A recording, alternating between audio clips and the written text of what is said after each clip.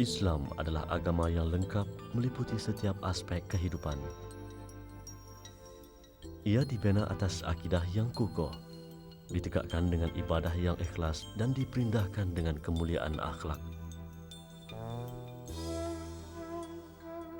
Misi para nabi ialah menyeru manusia mengabdi diri kepada Allah dan meninggalkan kemusyrikan.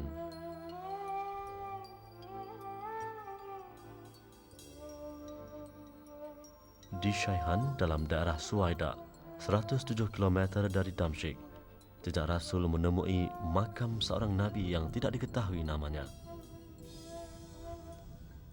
Dalam suatu hadis yang diriwayatkan oleh Muslim, Nabi SAW telah menduga sahabatnya Muaz dengan bertanya, "Adakah engkau tahu hak hamba terhadap Allah?" Muaz menjawab, "Allah dan Rasulnya lebih mengetahui." Nabi SAW bersabda, "Hak hamba terhadap Allah ialah mengabdi diri menyembah Allah dan jangan sekali-kali menyekutukannya dengan sesuatu." Inilah makam Nabi yang tidak dikenali namanya. Dipercayai beliau hidup sebelum kelahiran Nabi Muhammad SAW. Walau namanya tidak dapat dipastikan, tidak mustahil beliau Nabi yang dilantik Allah di kalangan manusia yang tidak kenal arti keimanan. Iman yang menuntut pengabdian diri kepada Allah. Pengabdian diri kepada Allah adalah tunjang akidah Islam. Ia juga disebut sebagai ubudiyah. Ibnu Qayyim al-Jauziyah mentakrifkan ubudiyah sebagai kehinaan dan kerendahan diri menyembah Allah, mematuhi perintahnya, meninggalkan tegahannya, sentiasa bermohon bantuannya, berserah dan mengharap perlindungannya. Hatinya dipenuhi dengan kecintaan kepada Allah, menggeruni azabnya dan mengharap redanya. Setiap Rasul yang diutuskan Allah turut menyeru manusia agar berakhlak mulia. Ada ulama yang mendefinisikan Islam sebagai akhlak. Al-Ghazali menyatakan akhlak ialah sikap yang terlahir secara spontan. Andainya sikap atau perlakuan itu baik dan terpuji menurut syarak dan akhlak, ia dikatakan akhlak mulia.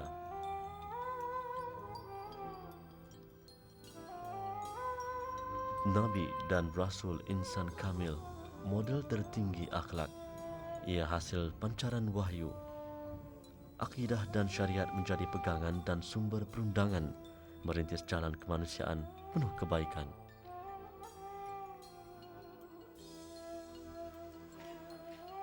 Masjid Al-Qadam Al-Kabir di perkampungan Al-Qadam, pinggiran bandar Damaskus, Syria ini menyimpan kesan kedatangan Nabi di Syam. Masjid ini juga menjadi pusat pengajian dan penghafalan Al-Quran. Nabi Muhammad SAW diriwayatkan 2 kali datang ke Syria. Pertama kalinya baginda ke Syria bersama bapa saudaranya Abu Talib, manakala kali kedua bersama kafilah dagang Khadijah binti Khuwailid. Inilah baki potongan batu bekas tapak kaki Nabi. Potongan batu yang diambil dari Bosra ini menunjukkan kesan pijakan Nabi SAW sewaktu Nabi datang ke sana bersama rombongan dagang Khadijah. Syria bukanlah negara asing di Asia Barat. Sejak ratusan abad, bumi Syria menjadi pusat bangunnya tamadun manusia. Tidak hairanlah Syria yang dahulunya sebahagian daripada daerah Syam menjadi tumpuan manusia dari segenap penjuru dunia termasuk kaum Quraisy di Makkah. Hari ini daerah Syam meliputi Syria, Lebanon, Jordan dan Palestin. Makkah Al-Mukarramah pula terletak di tengah perjalanan kafilah dari Yaman di selatan semenanjung tanah Arab ke Syam di utara. Kaum Quraisy Makkah yang sebahagiannya adalah pedagang yang sering berulang-alik dari Makkah ke Syam dan Yaman. Pada musim panas, kafilah-kafilah dagang Quraisy akan bergerak ke Syam, sementara pada musim dingin mereka akan ke Yaman pula. Kerana itu kaum Quraisy disuruh Allah supaya bersyukur atas nikmat keamanan dan rezeki yang dilimpahkan kepada mereka. Lebih daripada itu, mereka dituntut beriman kepada Muhammad sallallahu alaihi wasallam dengan mentauhidkan Allah dan meninggalkan amalan syirik. Kerana kebiasaan orang-orang Quraisy, yaitu kebiasaan mereka berpergian pada musim dingin dan panas, maka hendaklah mereka menyembah Tuhan pemilik Ka'bah yang telah memberi makanan kepada mereka untuk menghilangkan lapar dan mengamankan mereka dari ketakutan.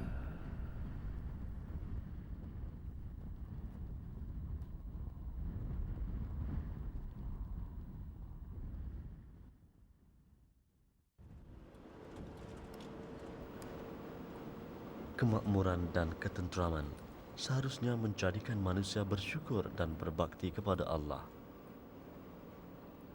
Di samping nikmat Allah terbesar iaitu iman dan Islam, limpahan rezeki dan keamanan adalah anugerah Allah yang amat berharga buat manusia. Keperluan mencari rezeki membawa Nabi bersama kafilah dagang dari Makkah ke Bosra, Syria. Catatan sejarah menunjukkan Nabi Muhammad sallallahu alaihi wasallam pernah berkunjung ke sini. Perjalanan dari Makkah merintasi Wadil Qura, Madian dan Diyar Thamud hingga ke Bosra di selatan Syria, 146 km dari Damaskus.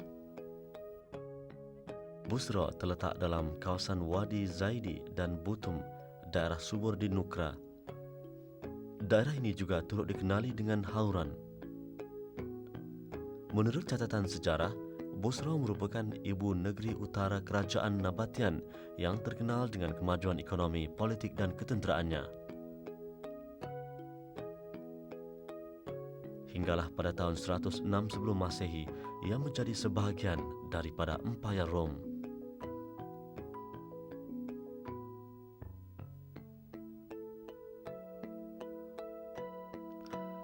Antara kesan pengaruh Rom ialah runtuhan gereja Saint Sergius Barcos and Leontios yang dibina pada kurun ke-6 Masehi.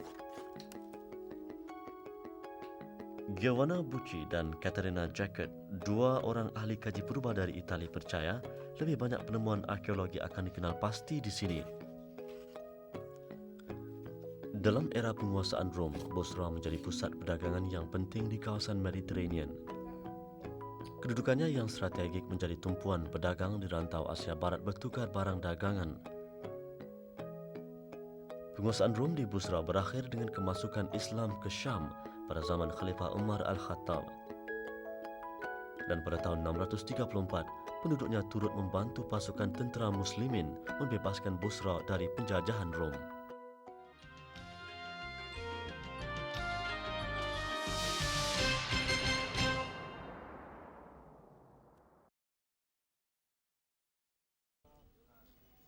Sekali pandang, binaan daripada ketulan batu pejal ini sama sahaja dengan binaan lain sekitarnya. Rumah ibadah tertua di Bosra ini dibina sekitar kurun ke-4 Masehi. Ia menjadi saksi dan bukti kerasulan seorang Nabi dari Tanah Barakah, Makkah Al-Mukarramah. Dipercayai di sinilah berlakunya pertemuan Padri Bukhaira dengan Nabi sallallahu alaihi wasallam. Sesungguhnya Bukhaira sedar Muhammad bakal nabi terakhir dari mata rantai kenabian, menyempurnakan tradisi kerasulan, meninggikan kalimat tauhid, membasmi kemusyrikan. Allah menurunkan kepada orang-orang Yahudi dan Nasrani kitab Taurat dan Injil sebagai panduan hidup mereka. Antara kandungan dua kitab suci itu ialah perkhabaran mengenai Nabi dan Rasul terakhir untuk umat akhir zaman. Al-Quran ada menyatakan sikap ulama Yahudi dan Nasrani yang telah mengubah kandungan kitab Taurat dan Injil. Mereka menghalalkan apa yang Allah haramkan dan mengharamkan apa yang dihalalkan.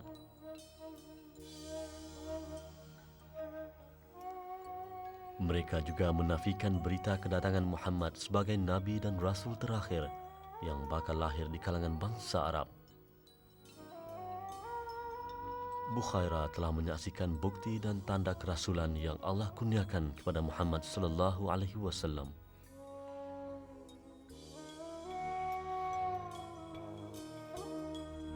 Firman Allah dalam surah Al-Ma'idah ayat 15. Mafhumnya, Hai ahli kitab, sesungguhnya telah datang kepadamu Rasul kami yang menjelaskan kepadamu banyak dari isi Alkitab yang kamu sembunyikan dan banyak pula yang dibiarkannya. Sesungguhnya telah datang kepadamu cahaya dari Allah, yaitu Muhammad, dan kitab yang menerangkan, yaitu Al-Quran. ketika usia Muhammad sallallahu alaihi wasallam menjangkau 12 tahun, baginda menyertai kafilah dagang bapa saudaranya Abi Talib ke Syam. Dalam perjalanan itu berlaku keajaiban. Sinar matahari terik membakar rombongan itu tidak dirasakan oleh Muhammad sallallahu alaihi wasallam kerana segumpal awan sering memayunginya daripada kepanasan. Ketika kafilah itu berada di Bosra, iringan awan itu menarik perhatian seorang pendeta Nasrani bernama Buhaira. Sebagai seorang pendeta dan ahli kitab, Buhaira menguasai kandungan kitab Injil dan Taurat. Tanda-tanda yang diperlihatkan oleh Muhammad sallallahu alaihi wasallam jelas bertepatan dengan ciri-ciri bakal rasul seperti yang dinyatakan di dalam Injil dan Taurat. Buhaira mengadakan jamuan untuk kafilah Abi Talib. Dalam jamuan itu, Buhaira meyakinkan Abi Talib yang Muhammad sallallahu alaihi wasallam ialah bakal nabi dan rasul.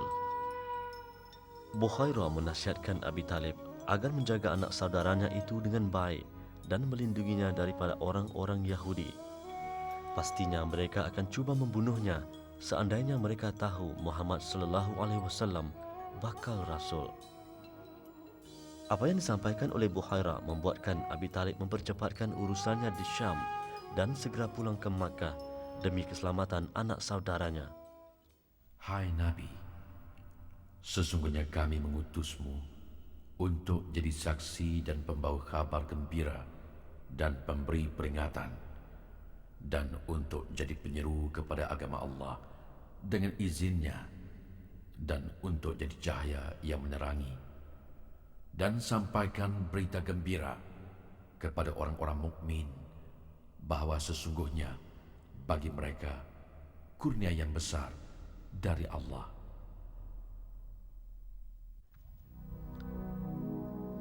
Inilah masjid yang mempunyai 3 buah mihrab.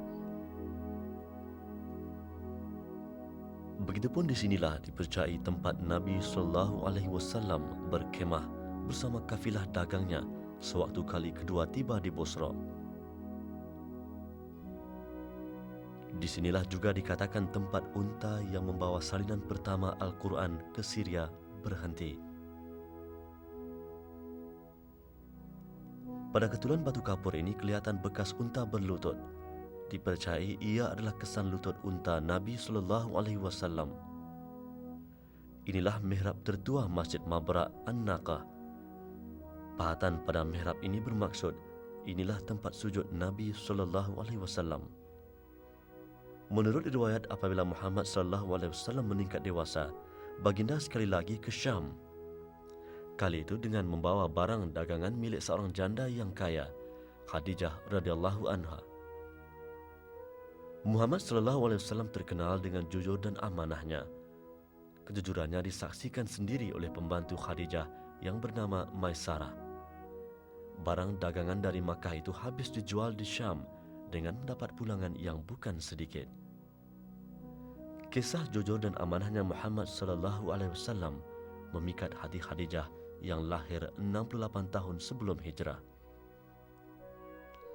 Allah Azza wa Jalla menentukan jodoh Muhammad sallallahu alaihi wasallam dengan Khadijah binti Khuwailid yang 15 tahun lebih tua daripada baginda.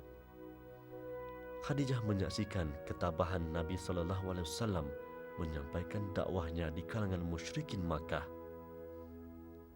Beliau isteri yang setia, yakinnya pada perjuangan suami tidak tergugat oleh cemuh maki kaum Quraisy yang tenggelam dalam kejahilan.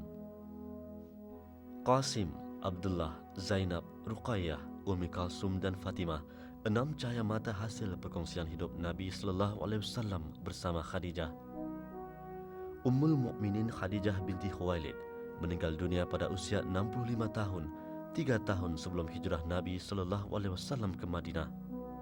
Ia suatu kilangan besar buat Nabi sallallahu alaihi wasallam. Wanita itu mengorbankan kekayaannya, membiayai perjuangan menegakkan kalimah tauhid di bumi Makkah. Khadijah wanita misali, imannya unggul, setianya pada Islam tidak berbelah bahagi.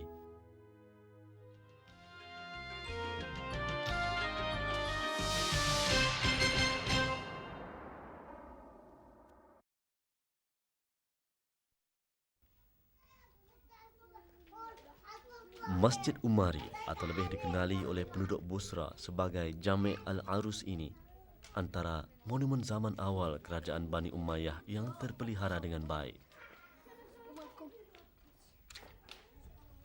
Pemeliharaannya mengekalkan seni bina dengan ciri-ciri masjid dari kurun pertama hijrah.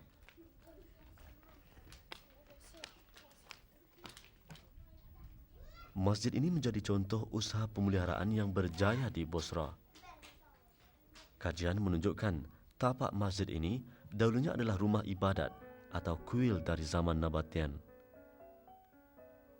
Sewaktu usaha penggalian dilakukan sekitar awal tahun 1930-an, ditemui inskripsi-inskripsi Greek, Latin, Nabatian dan Arab dari kurun-kurun yang berlainan. Dipercayai masjid ini dibangunkan pada tahun 102 Hijrah oleh Khalifah Yazid II, Khalifah ke-9 daripada 14 orang Khalifah Bani Umayyah. Ia dinamakan Umari, bersempena Umar Al-Khattab, Khalifah Islam kedua.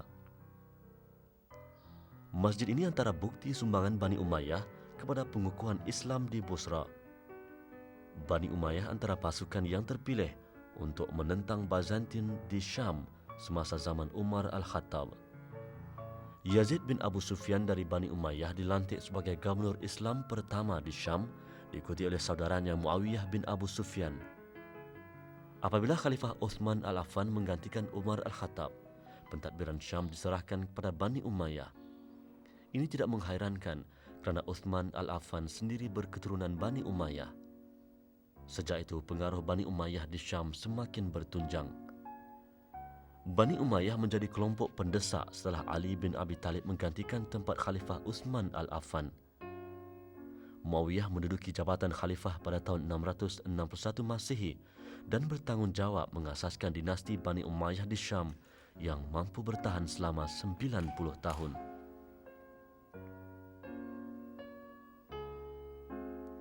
Sepanjang tempoh itu, Islam terus berkembang melepasi sempadan Timur Tengah.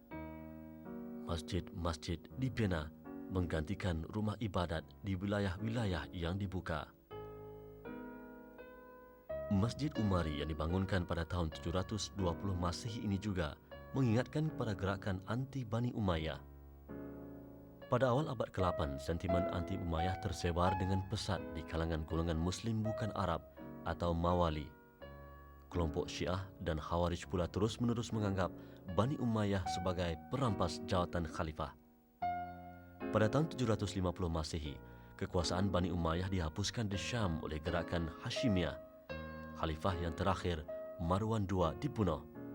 Sesungguhnya tiada apa yang kekal di dunia yang fana ini.